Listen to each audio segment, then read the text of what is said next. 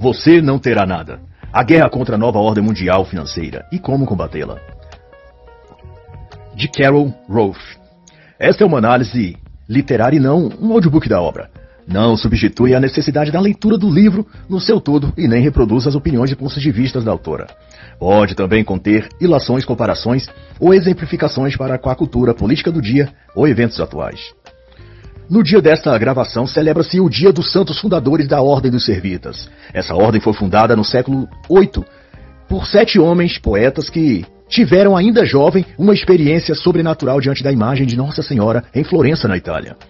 Falconieri, Monaldi Manetto, Buonaggiunta, degli Amidei, Uguccione e Sostegni contemplaram a imagem da santa se mover e, tomados pela devoção, largaram tudo que tinham no auge da sua juventude para se dedicarem à vida da santidade da oração e do trabalho de servir aos pobres, aos órfãos e necessitados.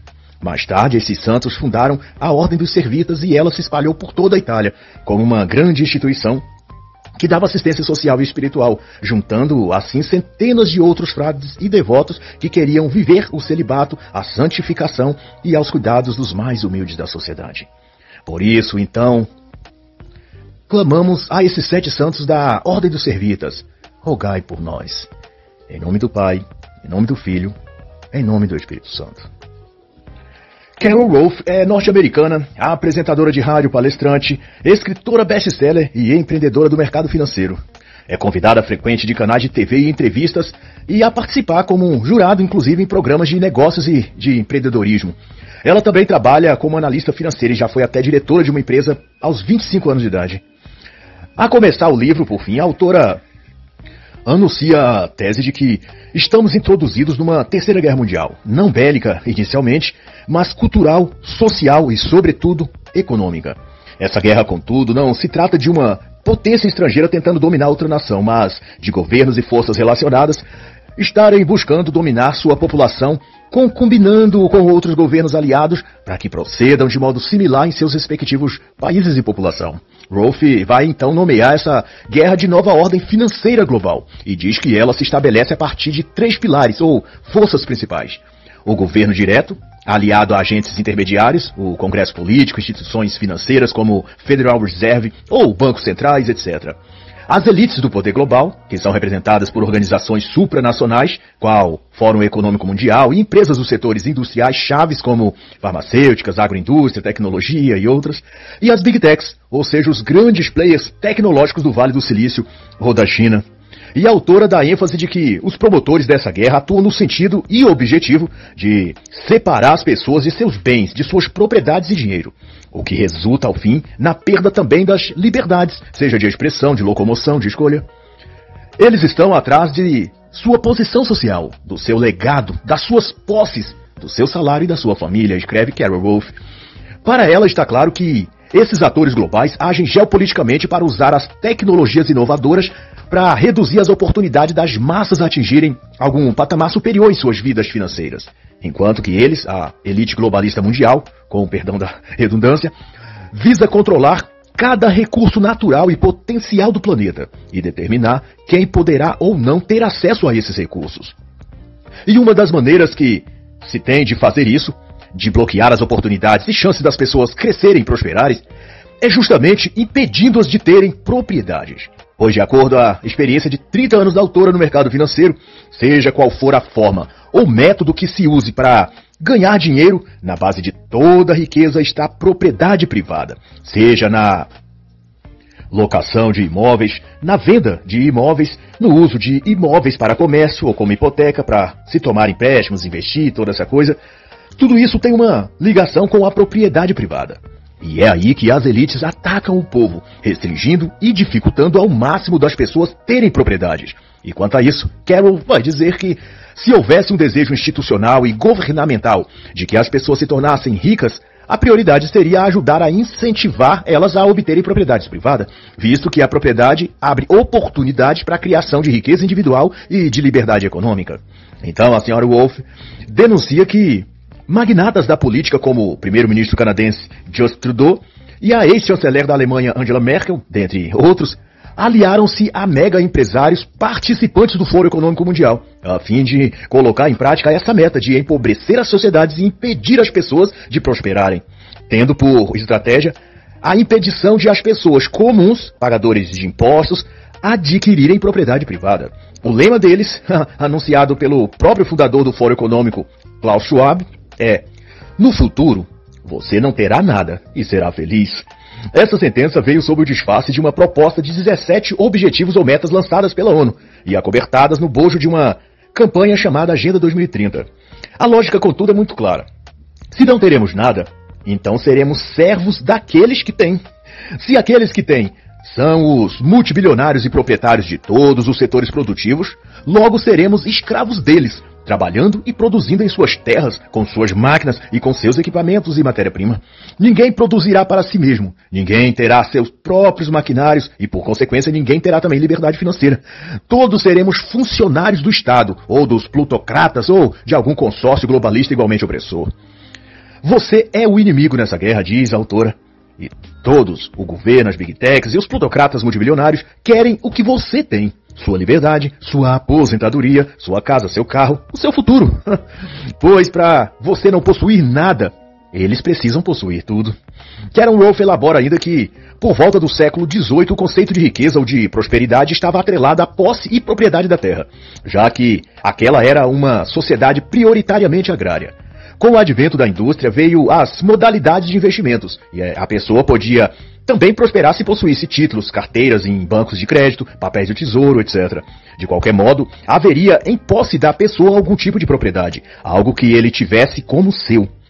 Com o tempo e a transformação da sociedade, homens mal intencionados resolveram criar um sistema de gestão dos lucros baseado na oferta de serviços, entre aspas, à sociedade, desde que em troca de uma fatia do que as pessoas ganhavam em termos de renda, de salários.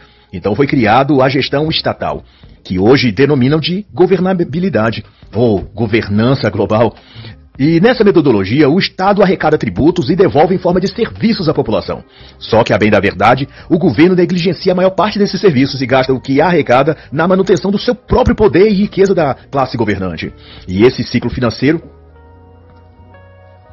por óbvio, não é autossustentável a longo prazo. E chega um momento que a arrecadação não consegue mitigar o rombo de dívidas da máquina pública. E esse é o ponto onde os Estados Unidos e as potências do mundo estão.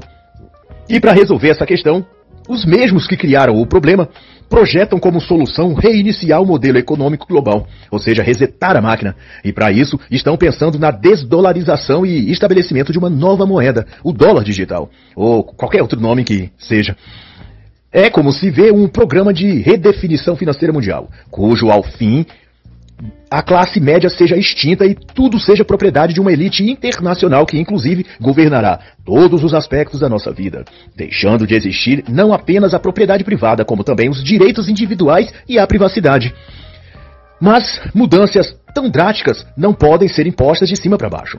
É necessário construir um caminho que leve gradativamente a esse resultado. Então, a escolha foi deliberar um projeto semelhante ao que opera hoje na China, lá chamado de crédito social, que premia ou pune os cidadãos conforme o atingimento de certas metas coletivas e individuais, em quais as pessoas têm de demonstrar sua aceitação passiva aos ditames do governo e do Partido Comunista Chinês.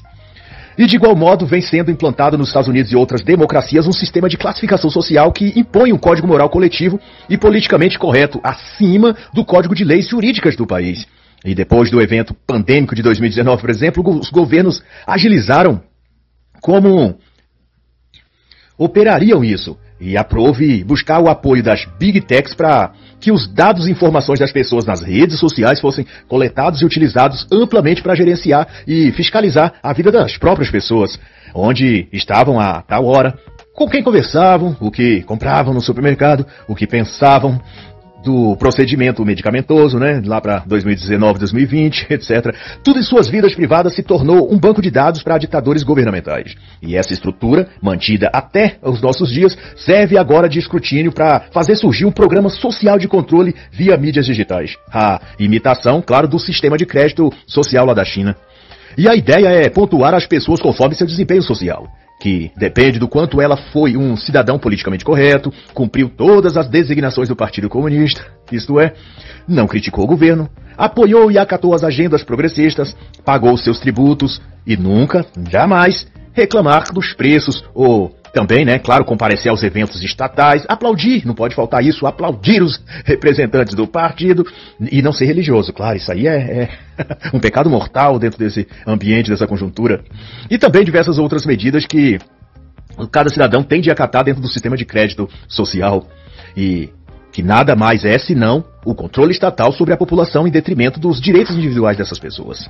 E Carol Wolf cita, então, o exemplo na China do ex-empresário Lao Duan, que tinha um negócio no ramo de carvão, comprando, armazenando e vendendo. Mas depois que o governo repentinamente mudou a política de energia do carvão, Duan viu o seu negócio despencar e não podia mais pagar os empréstimos que ele tinha feito no banco. E todas as suas contas de crédito, então, também de cartões de crédito, suas contas de rede social, e seus direitos foram bloqueados, confiscados. E ele entrou para a lista negra do crédito social. E daí ele tentou mudar para outras regiões para tentar se conseguia uma vida mais próspera lá. Mas, como ele estava negativado no sistema de controle chinês, ele não podia comprar passagem nem de trem e nem de avião. Ele estava preso naquela cidade, mas porém sem poder trabalhar e se sustentar. E além disso, nos outdoors eletrônicos espalhados pela cidade, seu rosto passou a ser estampado, o seu nome divulgado publicamente como se ele fosse um criminoso procurado. E essa tratativa do sistema de crédito é para que as outras pessoas saibam que não devem conversar ou interagir com aquele cidadão que está na lista negra. E caso assim o fizer, esses também vão para a lista negra e perdem igualmente os seus créditos sociais. E à medida que esse pesadelo vai então sendo implantado aqui no Ocidente, mais perto chegamos de se cumprir a profecia de Klaus Schwab, de que no futuro não teremos nada. Pois numa sociedade gerida pelos créditos sociais, qualquer desacordo para com o governo, temos as contas e cartões bloqueados, o dinheiro digital confiscado, a entrada ou acesso a locais públicos proibidos, o convívio social e até familiar impedido, e o nome e imagem divulgados em praça pública para que todos se afastem de nós. E então a autora conclui que entidades, ONGs, empresas de tecnologia e governos buscam exercer mais poder e controle sobre as massas. E tudo isso começa a tomar forma com as tecnologias de captura e gestão de dados, também chamada de Big Data. E o próximo passo é instituir um sistema de crédito social à semelhança do modelo chinês. Em outra parte, Wolf defende que a nova ordem financeira global, o projeto, foi capturado a partir da guerra da Rússia contra a Ucrânia em 2022. Ao iniciar a guerra, as tratativas da OTAN e União Europeia tomaram medidas econômicas contra Putin que deram um input, digamos, a um programa de gestão financeira mundial, onde bancos, instituições financeiras, governo e as próprias Big Techs se aliaram para, em conjunto, manipular as forças econômicas contra seus adversários, que naquele momento era a Rússia ou Putin, ou para persuadir o ambiente político e econômico local ou até pessoal de alguns sujeitos que, segundo a OTAN, estavam ligados de alguma forma ao financiamento da guerra Rússia-Ucrânia. E desde então, congelar bens financeiros, bloquear contas e confiscar patrimônios sem previsão legal ou mandato judicial ou algo que o justifique, se tornou a iniciativa padrão para o oligopólio de poder que quer mandar no mundo. E se o alvo for uma pessoa, uma empresa, um governo ou que seja, os bens e propriedades e contas bancárias ou redes sociais são bloqueadas à revelia de qualquer processo jurídico ou de leis daquele país. Isso inclui aplicar também as mesmas punições aos familiares ou amigos daquele indivíduo que se quer atingir, ainda que esses sejam inocentes e nada tenham de responsabilidade sobre o que se acusa aquela pessoa de ter feito. E para a autora, usar o dinheiro ou o poder financeiro como arma de guerra é uma inovação que demarca o atual cenário geoeconômico. E nos tempos modernos, a guerra Rússia-Ucrânia foi o estopim dessa tática globalista. Mas a vinculação da guerra com mudanças econômicas no mundo é algo que já se tem de longa data. Carol Wolf lembra inclusive o processo de independência da Holanda ou Países Baixos em relação à Espanha, por cerca dos anos 1500 mais ou menos. A guerra é um catalisador para mudanças em novas ordens financeiras mundiais, diz ela. E assim, durante 80 anos, nesse exemplo da Holanda, a Espanha foi levada a enfrentar conflitos com a França, a Inglaterra e a própria Holanda, culminando na independência holandesa em 1948. Aliás, 1648. Mas esses eventos de guerra não afetaram apenas a ordem política, como também serviram de base para grandes players mundiais na época, explorar o potencial holandês marítimo e daí criaram uma nova ordem financeira em torno da indústria naval. E desse comércio naval global inventaram o mercado de ações, que foi o protótipo do que hoje chamamos de Bolsa de Valores.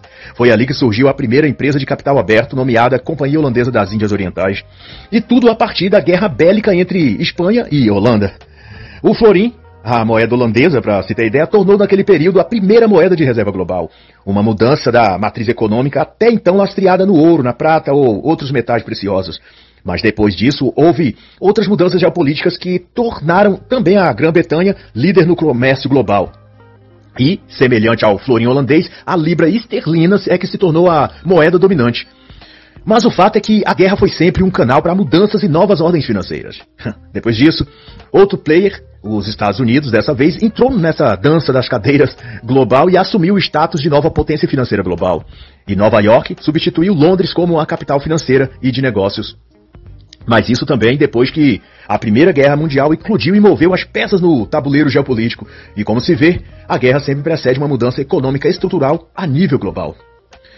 E é então da opinião da autora que a mudança da matriz econômica e a nova ordem mundial financeira, que vem no encalço dela, advém de uma aliança entre governos, a elite financeira e as big techs. E a ordem do dia nessa empreitada maquiavélica é a remoção de propriedade privada, ou do direito a ter propriedade privada. Até mesmo o dinheiro das pessoas não serão mais delas. Ao digitalizar a moeda fiduciária, o Estado passa a controlar o que as pessoas têm no banco, podendo sacar taxas e tributos ou multas ou aplicar bloqueios de forma automática conforme o bel prazer do governo ou de um juiz tirano, como Alexandre de Moraes aqui no Brasil, ou de uma cúpula de super ricos que controlam o mercado financeiro.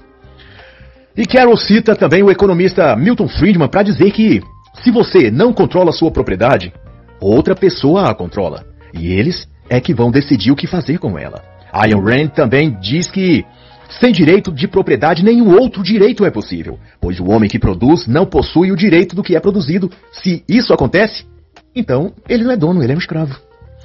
Em suma, a conclusão é que a geração de riqueza gira em torno da propriedade. As pessoas compram, vendem, alugam ou arrendam imóveis, terras e por aí. E isso dá a elas oportunidade de ganhos financeiros e manutenção da sua própria vida. Sem a propriedade, a posse da propriedade, elas não podem iniciar negócios e nem prosperar, e tudo o que elas produzem será de outra pessoa, ou seja, daqueles que possuem as propriedades, e nesse caso, a elite bilionária global ou os governos totalitários. E a ideia, portanto, por trás do "você não terá nada" envolve o propósito de tirar toda e qualquer tipo de propriedade das pessoas, o que inclui seu próprio corpo e aquilo que você consome. Veja que quando Schwab lançou esse programa em conjunto com as 17 ODS da ONU e a Agenda 2030, junto disso estava uma série de metas ou propostas adjacentes, ou seja, o que você quiser terá de alugar, ou seja, não poderá comprar e adquirir nada. Quando o Fórum Econômico apresentou essas projeções para o futuro, até 2030, depois estendeu para 2045, toda a imprensa celebrou como uma grande evolução tecnológica para o futuro, já que também era dito que drones e outros mecanismos tecnológicos, como carros autônomos, casas inteligentes, sei lá o que, nos traria tudo o que precisássemos, sem necessitarmos de nos locomover mais do que 15 minutos de nossas unidades habitacionais, já que não se diz mais casa, nem residência, nem lar. Porém, o fato omitido é que todas essas coisas serão obrigatórias. Isso mesmo. Não se pretende dar aos seres humanos opções de ficar ao limite de 15 minutos no perímetro de sua casa, ou de sair e ir num restaurante em outra parte da cidade, ou de receber por drone seu pedido no iFood ou escolher ir pessoalmente ao local. Essa liberdade não haverá. Nem a opção de chamar um carro Uber, sei lá, autônomo, ou de ir ao trabalho dirigindo o próprio veículo. Você não tem opções. A previsão de não ter nada inclui a proibição de ter qualquer coisa, principalmente alternativas ou escolhas além dessas. Você não terá nada significa também você não terá escolhas próprias e livres. E, simultaneamente, a proposta de você não ter nada abrange a proibição de se comer carne em nome da preservação à natureza e aos animaizinhos. Você não ter nada também quer dizer que você não terá direito a comer carne. A única proteína concedida à população será de insetos e larvas, ou aquelas fabricadas em laboratórios chamadas de carne sintética. A ODS 1, erradicação da pobreza, a ODS 12, consumo e produção responsável, ou a ODS 13, combate às alterações climáticas, ou a 15, vida sobre a Terra, todas elas, propostas pela ONU, estão alinhadas ao projeto de enquadrar o mundo no sistema totalitário, que perpassa aspectos econômicos, sociopolíticos e, claro, culturais, né? O que leva em conta a dieta alimentar sob o argumento de saúde, de combate à pobreza, de combate à fome, à proteção ambiental ou animal. Mas Klaus Schwab também abroga a suspensão dos valores morais e cristãos, com o argumento da inclusão social, ou combate à discriminação religiosa, de gênero, sei lá. Não ter nada também significa não ter valores ou princípios, é isso. E ser como uma esponja absorvendo e misturando todas as crenças, comportamentos, todos os maus hábitos sexuais ou sociais que a cultura ocidental cristã tanto repudia. Conceitos de inclusão e tolerância ou de diversidade fazem parte do pacote globalista com o rótulo "você não terá nada". Não ter nada é também não ter mais as bases civilizacionais que o Ocidente preserva. Vede o grande esforço que governos progressistas e as Big Techs têm feito nos últimos anos para cercear a liberdade de expressão e criminalizar as pautas conservadoras, promovendo dentro disso a hipersexualização, inclusive infantil, também o aborto, até em crianças e adolescentes, no caso, assim como cirurgias para mudança de sexo e outras aberrações aí ofertadas até para pré-adolescentes. Assim, quando o Fórum Econômico subscreve que no futuro não teremos nada, ele está respaldado por demais órgãos e instituições como a própria ONU, a OMS, o Banco Mundial, e também por filantropos do Clube Bilderberg, empresários ultrabilionários da indústria do petróleo, farmacêutica, Vale do Silício. E Wolff chega a destacar um capítulo para explicar a ação das Big Techs dessa nova ordem financeira global. Ela demonstra o papel disruptivo que a elite tecnológica possui e promove desde agora à frente no cenário geopolítico e geoeconômico. E é justamente esse aspecto que deixa claro que a nova ordem mundial tem por premissa o controle social pelas vias do controle monetário. E por isso é, acima de tudo, uma nova ordem financeira global. E o cerne para esse nível de controle é a moeda digital, que dá ao governo ou às forças paraestatais do mundo financeiro o acesso à vida financeira dos cidadãos. A China, como laboratório desses experimentos, exerce pulso de ferro sobre sua população, manipulando-os através de seus CBDCs. Suas moedas digitais que dão ao Estado poder e capacidade de decidir tudo sobre a conduta, pensamentos e comportamentos dos chineses, seja chamado de Yuan, ou Renminbi, ou CNY. As moedas digitais chinesas são ferramentas do sistema de crédito social daquele país e usadas para dominar as pessoas em todas as facetas de sua existência. O ECNY, por exemplo, é um tipo de dinheiro instantâneo, com prazo de uso e de validade. Ou seja, a pessoa que tem o ECNY terá obrigatoriamente que gastá-lo naquele prazo pré-determinado, ou senão o dinheiro digital é automaticamente bloqueado e se torna inválido. Essa moeda tem sido experimentada para fomentar a economia, obrigando os consumidores a circular aquele dinheiro no comércio e serviços do país para não perdê-lo. Isso é a manipulação estatal do comportamento social e monetário da população. Você já não compra algo porque você quer e está precisando daquilo, mas porque você está em posse de um valor financeiro que será bloqueado em um prazo específico se você não gastá-lo logo. Você está sendo obrigado a consumir coisas e a não poder guardar, poupar ou fazer uma reserva de segurança para o futuro financeiro. Dito de modo direto, você não terá nada, você não poderá poupar para ter um futuro mais estável financeiramente, é disso que se trata. O seu dinheiro terá de estar o tempo todo em circulação e você não poderá investir ou economizar, fazer uma poupança, porque aquele dinheiro perderá validade. No futuro você não terá nada, e na China a profecia de Klaus Schwab já está se cumprindo, né? Um exemplo do modelo de gestão social onde você não terá nada e tudo que você utiliza será alugado, é o da BMW na Coreia do Sul, um protótipo que será expandido para todos os setores e países. Ao adquirir um veículo dessa montadora, o cliente se depara com vários aditivos no carro. Aquecimento no estofado, iluminação especial no painel, vários itens e acessórios de segurança e de conforto. Porém, para ter acesso e ativar esses recursos é necessário comprar um plano mensal ou anual por aplicativo digital. Enquanto estiver pagando pelo serviço virtual, os recursos do carro podem ser acionados. Ao deixar de pagar, porém, os aplicativos são bloqueados. Futuramente, nem o próprio veículo poderá ser comprado, né? Porque tudo deverá ser alugado, seja por um mês, por um ano. E no momento, ainda dá para comprar o carro, mas ele só se torna operacional se o cliente manter em dia o pagamento dos aplicativos que ligam e desligam esses dispositivos. Esse é um vislumbre do mundo onde tudo que você precisar você terá de alugar e pagar mensalmente. Isso envolve bens e serviços, seja casa, trabalho, móveis, carro ou toda outra forma de propriedade. Não ter nada também abarca não ter direitos ou liberdade. Até uma simples manutenção na própria residência poderá ser impedida porque o indivíduo não possuirá uma licença do governo autorizando-o a executar aqueles serviços e nem permissão para portar, manusear ou possuir determinadas ferramentas necessárias para execução daquele trabalho na sua própria casa. E como as casas inteligentes, com seus eletrodomésticos inteligentes, veem e registram tudo o que acontece dentro dali, o próprio morador não poderá adquirir essas ferramentas, digamos assim, escondido no mercado negro e nem fazer os reparos em sua casa de modo assim, escondido, sabe? Assim, só entre nós, justamente porque esses aparelhos eletrônicos inteligentes farão o que Orwell denuncia em 1984. Serão os olhos do governo sobre a sua vida, sobre a sua intimidade no seu lar. E uma denúncia via internet e você perderá créditos na sua carteira digital CBDC. Quanto a isso, a autora descreve nas seguintes palavras: à medida que a nova ordem financeira mundial toma forma, um novo tipo de tecnocracia também surge. Uma em que as empresas de tecnologia se tornam tão poderosas e arraigadas em nossas vidas que ultrapassam grandes partes do governo tradicional para se tornarem eles próprios governos paralelos. E eu lembro que nos Estados Unidos essa estrutura de governo alternativo tem até um nome, é chamado de Deep State ou Estado Profundo. Mas para esse assunto em profundidade, eu recomendo 2 livros muito importantes: do Partido das Sombras ao Governo Clandestino, de David Horowitz, e Os Estados Unidos e o Partido das Sombras, do amigo Paulo Henrique Araújo e Ivan Kleber. Mas no fim é isso: ideologias progressistas, misturado a controle social e tecnocracia, né? E assim então está escrito: bendito aquele que confia no Senhor, e cuja confiança é o Senhor. Porque ele será como árvore plantada junto às águas, e suas raízes junto ao ribeiro. E não receará quando vir o calor, pois sua folha fica verde, e nos tempos de sequidão não deixa de dar fruto. Jeremias 17, de 7 a 8.